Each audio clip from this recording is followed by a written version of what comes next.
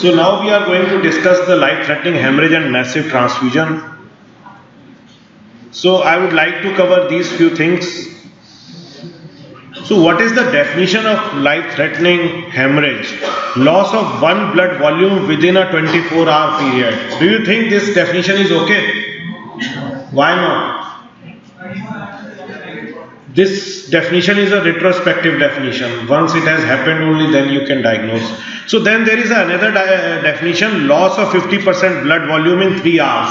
This you can sometimes hold good. But then this is the most accurate thing when the blood loss rate is more than 150 ml per minute and it is ongoing.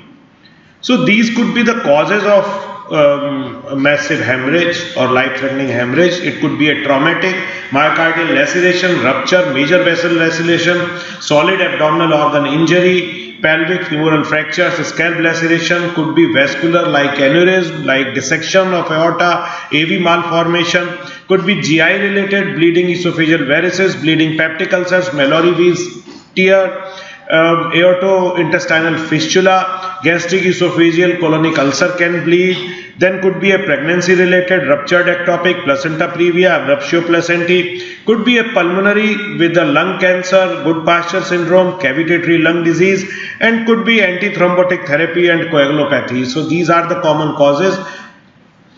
As you see, the massive hemorrhage, what happens when the initial stages there is a just hypovolemia, then you don't find any change, then there is a compensatory vasoconstriction, and after this, if you don't give any blood or fluid, then what will happen? The cardiac output will go down, heart rate will go down, bradycardia will happen, and stroke volume will go down. And as you give fluid, then there is a fall of hemoglobin is there. So in massive hemorrhage, as you can see here, at this partial pressure level, everybody is happy, muscles are happy, heart is happy, everyone is happy. But as hemoglobin is going down, the partial pressure is also going down, and here you can see the oxygen carriage goes down, and then what happens? The stroke volume also goes down, and then there is a hypoxia and lactate accumulation takes place. So then there is a problem to all the organs, whether it's a heart, whether it's the liver, kidneys and muscles everywhere. So you must all seen this lethal triad by now. Lethal triad is when bleeding happens, then tissue hypoxia happens, acidosis happens, it causes, you give crystalloid and colloid infusion, it causes hypothermia, massive RBC transfusion, they also cause the dilution of coagulation factors and platelets, and all these 3-4 factors they lead into the coagulopathy, and more coagulopathy, more bleeding. So it is a vicious cycle, keeps on going on. So one has to control that. These are the factors which contribute to the coagulopathy. Could be the acidosis, it decreases coagulation factor activity by decreasing the thrombin generation, by decreasing the platelet aggregation, enhance fibrinolysis by increase the tissue plasminogen activator and depletion of plasma activator inhibitor 1.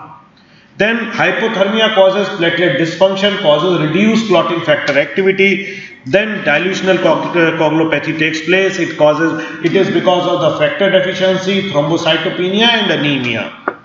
And then there is a consumption of platelet, because as the cascade starts, so platelet starts aggregating, so consumption of platelets takes place, consumption of fibrinogen takes place and clotting factor takes place, and this whole picture will give rise to a picture of disseminated coagulopathies. So as you can see, this is first line is a thrombin generation of the control, and as you can see with this is the quench time and this is the thrombin generation. When there is a hypothermia and acidosis, both are present combined, as you can see that this thrombin generation goes down drastically. This is the effect of hypothermia on the PT. So as you can see, as the temperature is coming down, you can see with no dilution, once the dilution of blood takes place with the crystalloids, as you can see the PT goes up drastically. Same way you can see the thrombomodulin or base deficit with protein C, with the activity of the protein C. So as the base deficit, as the pH goes down, as you can see here, the thrombomodulin comes down with more than 7.7, and at this end is the pH is to this is the base deficit, not the pH. This is the base deficit and the PT. As you can see, as the base deficit is going high, the PT comes down. PT also goes up.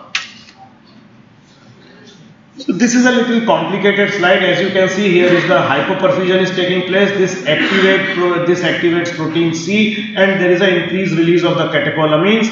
What this happens? It causes more fibrolysis. It causes more factor degeneration.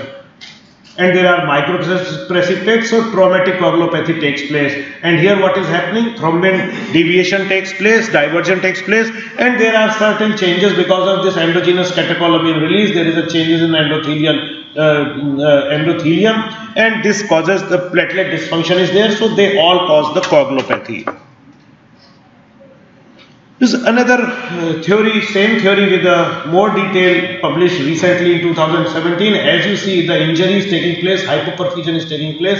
It is increasing the production of thrombomodulin, and with the thrombin, what is happening? The thrombin-thrombomodulin complex is forming, and because this thrombin is being utilized here, the clot formation is not very good. Side by side, there is an increase in the protein C and the tissue plasmin APC. The activated protein C is there, and what it causes, it blocks the factor 7A, factor 8A and factor 5A. So it is being blocked. So that is why the clot formation is not very good. On the other hand, the plasminogen activator 1 is more, and it blocks the tissue plasminogen activator. Because of this, the conversion of the plasmin to plasminogen does not take place, and there is a increased degradation of the clot. So again, whatever clot is formed, it becomes the lysis of the clot is increased. So what you find in a clinical picture, when the stage 1 is there, at this place, as you can see, heart is trying to compensate this problem, this bleeding, and cardiovascular compensation is there. There is a decreased vagal tone, so heart rate goes up, and there is an increased sympathetic tone. So because of this, compensatory vasoconstriction takes place and heart rate goes up. But caveat again is a heart rate and BP. If a patient is already a beta blocker, you may not find this type of picture here. What happens in stage 2? As you can see here, the compensation is gradually coming up, and with this compensation, those organs which are blue colored, they are deprived of the blood. So what body is trying to compensate? It is giving more blood to the heart and brain at the cost of kidney, at the cost of intestine, at the cost of large intestine and the liver. And at the second stage, side by side, what is happening? This Barcroft and whole depressor reflex is there. So vagal reflex overrides the sympathetic process, and as you can see, there is a drastic fall. So total peripheral resistance goes down, systolic BP goes down, and cardiac output also goes down. So hemoglobin many times does not reflect the bleeding intensity, because what is happening, there is a loss of both plasma and RBC. So their total volume is lost, so total RBC sometimes is maintained. But once you start resuscitating this patient with crystalloid, only then you will find that hemoglobin is dropping drastically.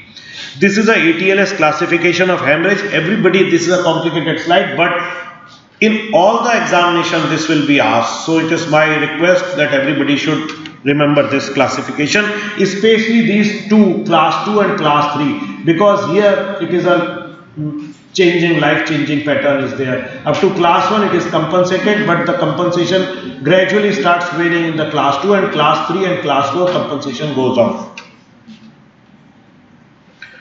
This is the oxygen delivery and oxygen consumption graph. As you can see, in the stage 1, the ATP supply is equal to the ATP demand. So redistribution of blood flow takes place, as we have discussed, is redistribution takes place. What is happening in the stage 2? Again, ATP supply and ATP demand is maintained by the recruitment of the capillary. So capillary gates are closed, capillary sphincters are closed, capillary to capillary supply is redistributed to the major organs. What happens in the stage 3? Here the ATP demand outweighs the ATP supply. So then there is a possibility of anaerobic metabolism. And at the stage 4, the supply is very less and demand is too high. So what is happening? There is membrane leak, sodium and potassium comes out of the membrane, membrane depolarizes, entry of calcium takes place into the cell, and there is a cell rupture and ultimately cell death can happen. How to diagnose this type of situation? You can have a serial hematocrit, serum lactate, ionized calcium, base deficit, PT, INR, APTT, fibrinogen and platelet, and then ultimately the viscoelastic tests are there. Few words about the viscoelastic test. Yesterday in one lecture somebody covered it, but not at detail, which I would like to cover it. This is, what is this? This is the tag, this is the rotem. So difference in rotem and tag is, here the cup is rotating. What is happening? You fill this cup with blood and there is a torsion wire, and this cup is being rotated, and as the clot strength takes place, the rotation becomes more difficult and ultimately it stops. Okay. So that's what in here, what is happening in rotem, this torsion wire or cylinder, this piston is, I do not say the piston, is a wire which is rotating and cup is stationary. You will get this type of picture, tag and rotem. The graph is almost same except the nomenclature, little nomenclature is different. There is K value in tag where we set it as a clot formation time in the rotem, and there is the MA, maximal amplitude of the clot. This is the maximal amplitude. In the rotem we call it as a maximum clot firmness, and this third is the clot stability, so lysis of the clot. As you can see here, what is happening, the clot formation is good, but again the lysis is very fast and quick. So this is a hyperfibrinolysis is taking place, clot stability is not there. Here you can see the clot strength is not there, and here you can see the clot initiation is late, clot is forming little late. Compare the tip here, the clot formation is delayed. So how to treat massive life-threatening hemorrhage? So key elements in the management are volume replacement, optimization of tissue oxygenation and correction of the coagulopathy. Airway breathing is main thing. Patient with massive hemorrhage should have a patent airway and adequate breathing with adequate oxygenation. If patient is not intubated and ventilated, high flow oxygen is recommended. Ventilation with low tidal volume is recommended because these patients are very prone to go into the ARDS because of the multiple transfusion or massive transfusion. So this is a review article published few years back where they have said how to it's a review article where they have said that where we went wrong in the last 60 years.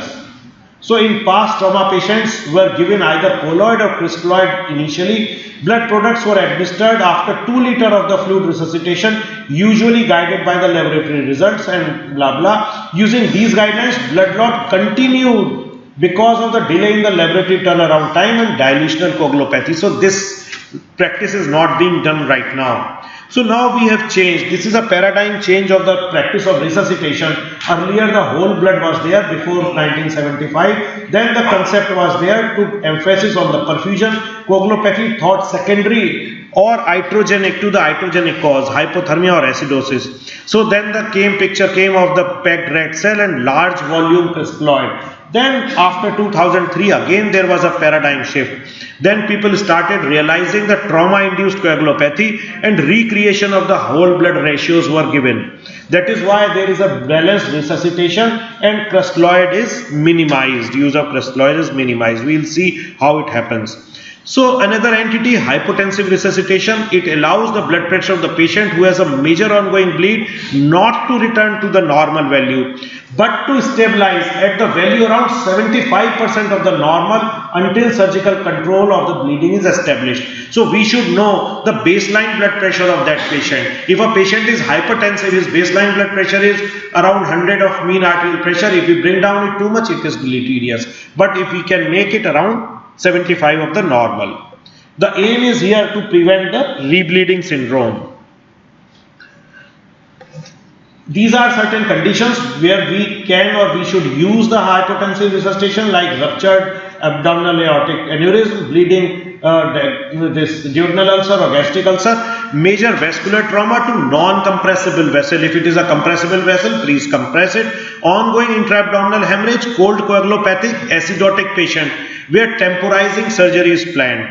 It has got certain no's as well, where compressible bleed from isolated or external wound, major head trauma, pregnant and childhood, there is no data yet, in burns and possible crush syndrome and possible entrapment. So criteria to achieve hypotensive resuscitation is we should target perfusion, not the pressure. We should target the urine output. Lactate should be kept under 5 millimole per liter. Patient should be arousable, palpable radial pulses, and systolic BP should be somewhere around plus minus 80. Excess of fluid, what is problem with the excess of fluid? As you can see again, fluid excess will cause more dilutional, coagulation impairment, bleeding, so it is a vicious cycle. So we should avoid the excess fluid. So what are the recommendation? Recommendation is to give a small aliquot 250 ml to maintain the clinical sign of perfusion, radial pulse, mentation, and in traumatic brain injury we should keep the systolic blood pressure high, because if we keep low then the penumbra zone can have more damage. So damage control, Dr. Praveen discussed about damage control in the morning. The traditional model was patient comes to the ER, straight away take to operation theatre, patient may go into the death. But in damage control surgery, from ER you take to the OR, do a small thing, small minimal possible thing like packing, like ligation, and then you send back to the patient to ICU for stabilization. Once he or she is stabilized within 24 hours or 48 hours, you take back the patient to the ICU. So phase 1 is just fix the physiology, surgical control of the bleeding. In ICU you correct the physiology like correction of hypothermia, coagulopathy and acidosis, and in phase 2, which starts after this, you can have a definitive repair of the injuries. Balanced use of fluid and pressure should be done, because if you use excessive vasopressor, what will happen? There will be increase in the MAP. It could be a deleterious, because lot of capillary circulation will hamper, and then lactate will go up, start rising. Transfusion practices, this is the current practice, massive transfusion protocols involving early use of plasma transfusion. While variable plasma to red blood cells ratio are used, high ratio are favored as they are associated with lower mortality risk.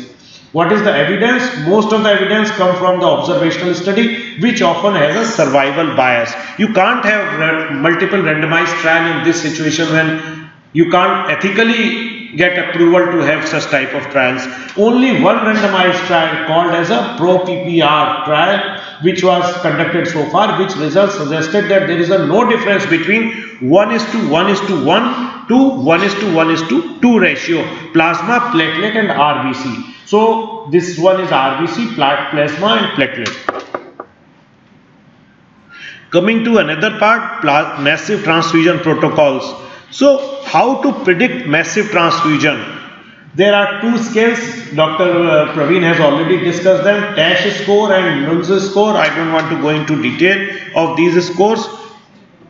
This is the definition of again massive transfusion. We have already discussed this definition. Don't want to go into the pediatric patients. So massive transfusion protocol is a way to coordinate the care of the patient requiring massive transfusion, to facilitate communication between two different services like trauma, nursing, transfusion medicine and other laboratories. Avoid delay in clinical care, laboratory testing and blood product transfusion and nursing care. Massive transfusion protocol is a way to assure good patient care by having a standard protocol on specific action to take for each service involved. Massive transfusion protocol have demonstrated improved patient survival and reduced rate of organ failure and post-trauma complications. So these are the component of massive transfusion protocol, where and who should initiate. So you make a protocol that this patient is fitting into massive transfusion protocol. You just activate that protocol and laboratory knows that how much Paxil, how much platelet, how much plasma we have to deliver. They don't have to wait, don't have to put a separate orders, you don't have to wait for that. So the moment you put that massive transfusion protocol trigger on, they will start sending the packs to you. So notification of the transfusion service and laboratory regarding start and stop of massive transfusion protocol. Laboratory testing algorithm is there: prothrombin time, activated partial prothrombin time, fibrinogen level, blood gas, complete blood count, thromboelastography is available, and blood product preparation and delivery. So there are predetermined transfusion packages. Other patient care needs such as blood warmer and nursing care one has to define in that. So these are the different transfusion protocols of the different studies. I don't want to go into much detail. We will discuss summary of this later. So this we have already discussed. So current component therapy in USA suggests that when administering RBC, plasma and platelet in a one of RBC, one of plasma and one of the platelet. Platelet, what they are talking about is the single donor packed cell, not a RDPC. So SDPC we are talking. This ratio, this comes around 630 to 650 ml product. So combination of this is like this. It has a hematocrit of 29, coagulation factor activity of 65% and platelet count of 90,000. When storage defects are taken into the account, the mixed product would have hematocrit of 26, coagulation factor activity 40 to 50% and platelet of 90,000. Furthermore, any attempt to increase the concentration of one component, if you increase one, then it will lead to the dilution of the other two. So there is no fun in increasing component of one. So there was a Canadian National Advisory Committee on Blood and Blood Product determined certain facts. In retrospective evidence available at the time was insufficient to recommend the RBC plasma platelet transfusion ratio 1:1 as a standard of care for massive transfusion. So again, there is some still doubt. Complication of massive transfusion could be transfusion reactions, everybody knows about it. It could be allergic, it could be hemolytic transfusion reactions, it could be acute or delayed, and febrile non-hemolytic transfusions. Then there could be some immunological reaction like transfusion related acute lung injury, what we call as a TRALI, transfusion related immunomodulation is TRIM, transfusion associated graft versus host reaction, and post transfusion purpura can be there. The interesting thing is TRALI incidence is higher with the female plasma. So we can reduce the incidence of TRALI by transfusing male only plasma. So here males certainly score over female. Don't take it otherwise. Tomorrow is a ladies' day, so don't take it otherwise. So metabolic reactions could be hypocalcemia. Healthy adult liver metabolize 3 gram citrate every 5 minutes. So in each RBC there are around 3 gram of the citrate. Healthy liver can metabolize 3 gram citrate every 5 minutes. So if healthy liver is there, you can transfuse one packed cell every 5 minutes without having any complication of hypocalcemia.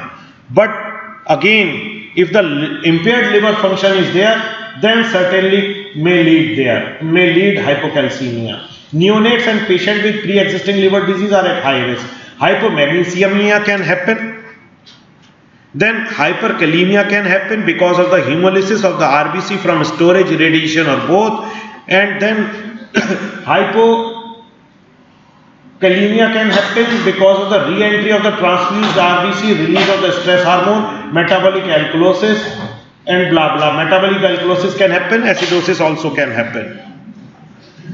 Coming to the transfusion guidelines, these guidelines were published by B.J. Hunt et al. In 2015. They are the latest guidelines. There are no further guidelines. So what they have said, for emergency, for massive transfusion protocol, the first bag should contain the emergency group O. So you don't have to waste time in grouping and cross matching. The moment you say massive transfusion protocol is activated, you can get a O group of blood. Then there is no indication for requesting fresh red cells. Many people still believe that if we give a fresh blood, that is more beneficial to patient. But guidelines are very clear. There is no indication for requesting fresh red cells. It means under 7-day storage. FFP should be part of the initial resuscitation in major hemorrhage, at least 1 unit to 2 unit ratio with red cells until result of coagulation monitoring are available. Then once bleeding is under control, further FFP should be guided by the anomaly in laboratory test. The transfusion figure of PT should be APTT is taken more than 1.5 times and standard dose is 15 to 20 ml per kg. If laboratory results are not available and bleeding continues, further FFP may be transfused in at least 1:2 ratio with the red cell. In adult trauma patient at the risk of massive hemorrhage, we should initially be transfused empirically 1:1 ratio of the plasma to red cell. The early use of platelet should be considered. In adult trauma patient or at risk of major hemorrhage, they should be given tranexamic acid as soon as possible, a dose of 1 gram followed by 1 gram over 8 hourly.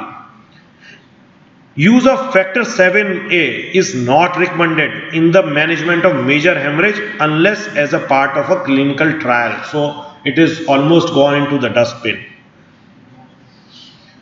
In major obstetric hemorrhage, there is one difference. We have to keep fibrinogen level more than 2 gram per liter. Mind you, in India we measure in the gram per deciliter. So we measure more than 200 gram per deciliter should be there. In major obstetric hemorrhage, consideration should be given to use of tranexamic acid. Small word about the prothrombin complex concentrate. It is available in India. Many people are using it. We are also using it. Why in Western literature, if there is any bleeding, if somebody asks you what is the first choice, this PCCC is the first choice. It was meant to reverse the coagulation abnormality because of the vitamin K antagonist. But the thing is, why this is first choice? Because in Western world there is a no cost constraint. This PCC vial is lying in your cupboard. Just take the vial, dilute it and inject it. It takes hardly 5 minutes. Whereas if you send for FFP, it will take at least 40 minutes to thaw the FFP.